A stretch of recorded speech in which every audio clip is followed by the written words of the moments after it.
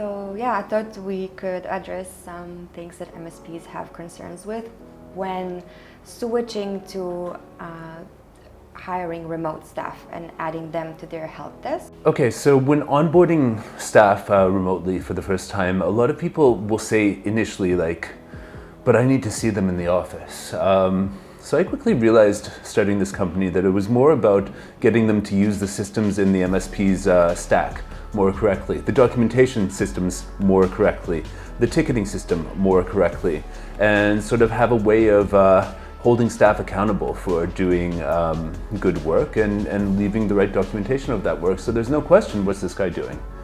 There's no question how it's supposed to work. The only question is, why aren't your staff sitting in the office doing as good a job in following the structures that you've set up? Well, it's because they're distracted in the office. So onboarding remotely, I mean, you really need to make sure that you have a system in place. I'm talking about like solid ticket assignment policies, probably through a dispatcher, escalation policies. The documentation has to be regularly maintained and audited, and basically just you need to tell your staff as well how to communicate with each other. If people are on endless chats all day, their focus on their work is not going to be as good as if they're getting information in an organized way on the tickets and stuff like that.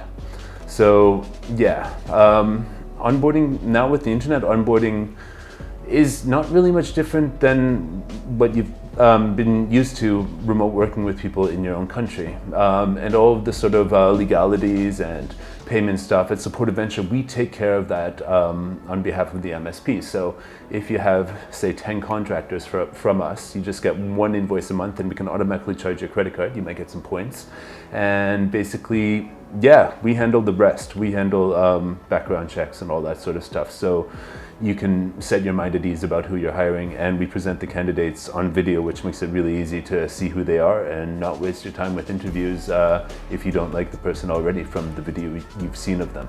So the ongoing management with Supported Venture is done by our contract management team with Nick leading that team, and basically we make sure that the expectations are managed with the contractor and the client, and anytime there's an issue, either side can reach out and sort of raise it with us, and then we use our experience with like our bird's eye view of the MSP space and the contractors that we're assigning to them, and we just make sure that it has as much of a possibility of being stable as can be reasonably expected. We filter a lot on the contractor side who we're presenting the candidates, and also on the client side to make sure that we're actually making a cultural fit, and that the expectations are clear from the beginning, and then the ongoing management is often very easy.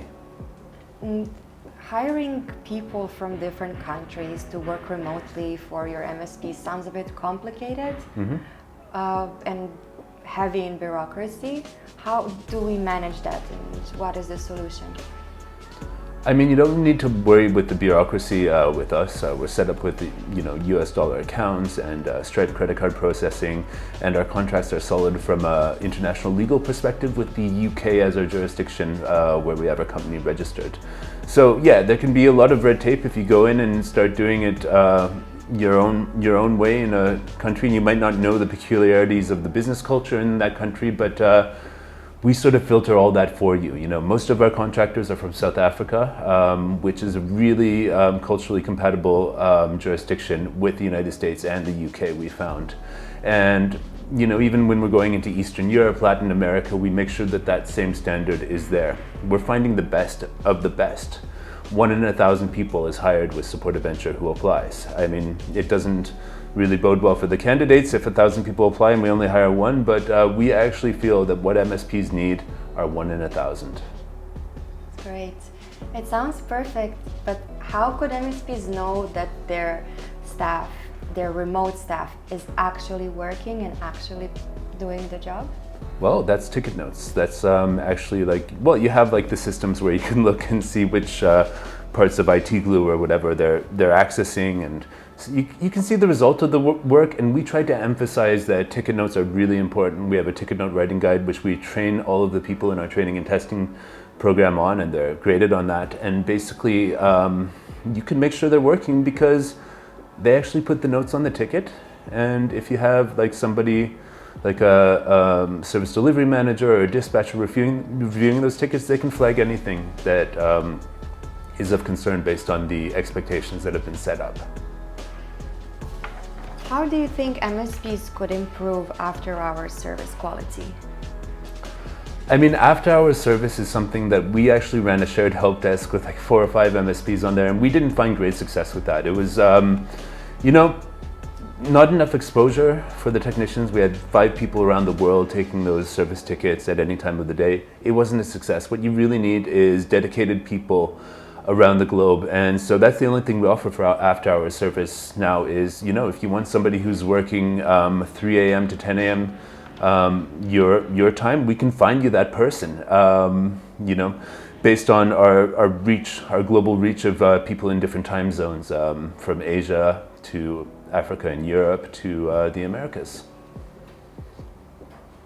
Nice. And when MSPs do hire those individuals and those talented technicians and dispatchers, system admins, how can they make sure that the cultural compatibility is there and that their clients, the MSP's clients, actually feel comfortable working with those things? Yeah, because we're hiring at Supportive Venture, our people are more compatible because we are hiring 1 in 1,000. We're not hiring based on a resume or CV. We're hiring based on the actual way that the specific candidate shows up in the training and testing program, which we've set up to test their soft skills. We've set it up to test their technical skills and test how they present themselves in an introduction video, which is you can watch that and you can see how they present themselves and decide if they might be a good fit for your company. But then what you should do, if you think they are, is you should have an interview style that's not just interrogation style. It should actually be building rapport with the candidate and sharing a few laughs with them and talking about your company, your core values, so you can really see how they respond to that. Outsourcing has a bad reputation because things were previously delivered in a very rigid way where there was not a lot of care for the soft skills taken into account when hiring people in some of these markets, specifically in Asia and stuff like that. And yeah, I mean, with our way of hiring people at Supportive Venture, we find those people who, hopefully, they're going to be your type of people. And they are going to be a great addition to the MSP for sure. But what about their mental health? What about their well-being? I mean, at Supportive Venture, we have values which are internationalism and letting people work from places that inspire them. So that helps a lot with mental health. And I find that IT technicians are guys who would actually probably want to be at home, as they were for many years as a teenager, putting together gaming rigs and all sort of stuff. They want to be in their own environment. And so that helps with their mental health. I don't see why, I mean, me personally, I hated working in offices. I would just go in, fix a computer, and then walk out when I was running my own business as a solo IT guy. And, when I was at home, in my home office, that's when I could really focus on getting that script right or figuring out how to install that driver and stuff like that, because there's less distraction. Now, it is a challenge to handle situations of remote mental health.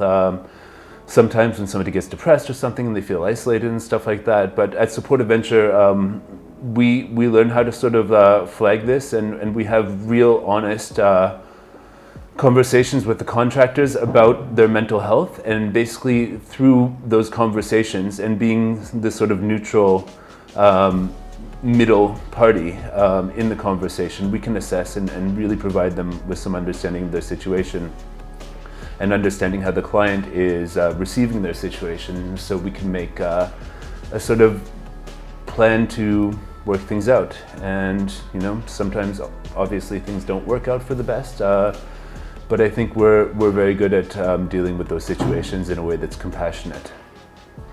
So the general well-being of Supportive Venture contractors is ensured by the fact that we've actually made a company that's sensitive to their needs. It's not just this traditional, we need to hire this person and bring them in.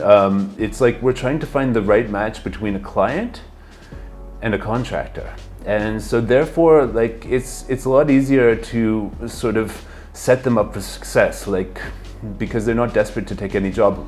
Lots of the most talented people have multiple offers from multiple clients, and they can live anywhere in the world that inspires them with anyone that they want, whether it's family or friends or anything like that. So that helps with the well-being of people, and it's a lifestyle that I designed myself in my travels, becoming an expat, and it was a vision that I really had to make working remotely in IT work for guys like me. And lots of the most talented IT technicians are guys like me, a little bit introverted, and wanting to live life on their own terms, because they see that their well-being, like just like tweaking a computer to make it work better, these people tend to tweak their lives to make it work better, and we offer them the freedom to do so. How can they avoid decision fatigue? With our way of presenting people, you're not just looking at a resume or CV, you're looking at videos of the people, you're looking at work that they've done in the VM tests, in the situational interview and all that sort of stuff. And it can really help you get a sort of, for lack of a better word, intimate look at who the technician is and how they're presenting themselves. Now, this differs from if you've got a pile of CVs and then you're calling people in for interviews basically, and it can be exhausting. But we hope to remove that exhaustion from the whole process, because it's, we do lots of the work you would do in figuring out who the best people are and deciding on those people up front. And our clients love it, and it helps them a lot.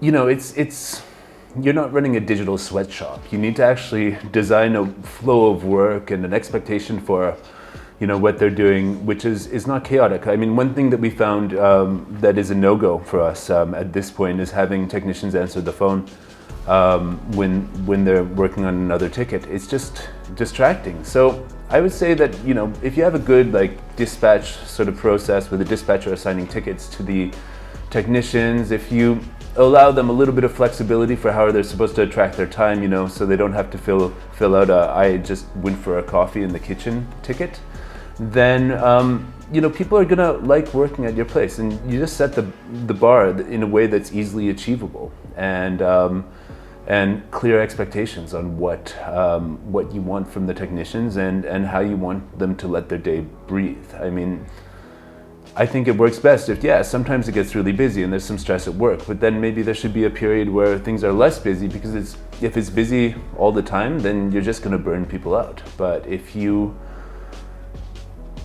take care to have the right amount of people so that everybody has a chance to breathe at work, then and the right way to hold people accountable, then your remote employees will be very happy.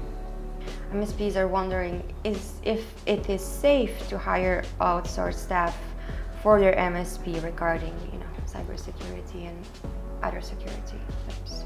Yeah, so I would say the safety is pretty high. We do have an insurance that support a venture against any sort of data breach or misuse, but it has never happened. And we've had about 250 or 300 people in our company, and the sort of cybersecurity risks are more from outside organizations than inside organizations. And you really need to do the background checks before you let someone inside of your organization and be really sure that they are the right sort of person that's fitting into your culture and that there's no nefarious intent. But I think it's we're hiring 1 in 1,000 people who apply, and we're filtering them through extreme vetting, where they have to really prove that they can do the job. And if they can do the job and it's well paid, then why would they have any sort of agenda to misuse information?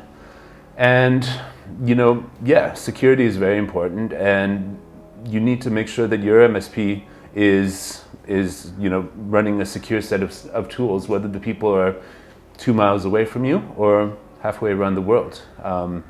Just make sure that you have just the right checks and balances in place from a security standpoint, and then find the best people and trust them.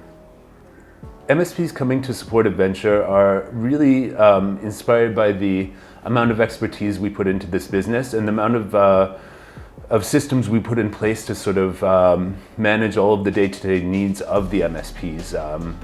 from our cultural compatibility call, where we talk about their service desk culture and how well it's going to translate to a remote working environment. You know, some MSPs are great, some need a little consultation from us to get set up, and some we decide are just not a match for us at that point when we're talking to them. And basically, we built a system which we're not trying to like find every MSP and give them a staff member as soon as possible. We're actually trying to find quality matches with a core value of stability. You know, our contract life cycles are years. We don't do temporary contracts, and we put a lot of thought into the systems and ways that we're putting it all together so that MSPs can have success in staffing.